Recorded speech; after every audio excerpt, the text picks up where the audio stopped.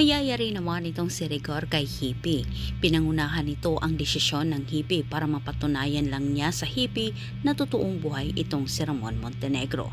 Samantala, hindi naman nagawa ni Ramon na kalabitin ang gatong ng kanyang armas sapagkat siya'y pinigilan naman nila ni Marites at ni Don Julio. Katwiran ng dalawa, hindi umano kailangan malaman ng lahat sa mga parak na buhay itong si Ramon.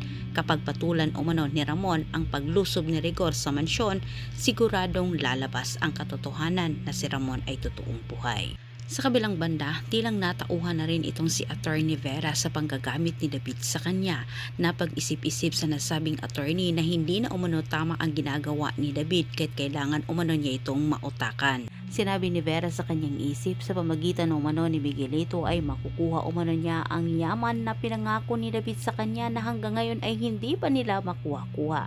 Pareho silang dalawa ni David na kampante na mapaniwala nila itong si Miguelito. Ngunit ligid sa kanilang kaalaman na itong si Miguelito ay kaibigan sa mga Montenegro lalo na kay Tanggol. Sa gagawin ni Attorney Vera at David kay Miguelito, siguradong makakarating ito kay Tanggol at higit sa lahat di lang si Tanggol din ang pipigil.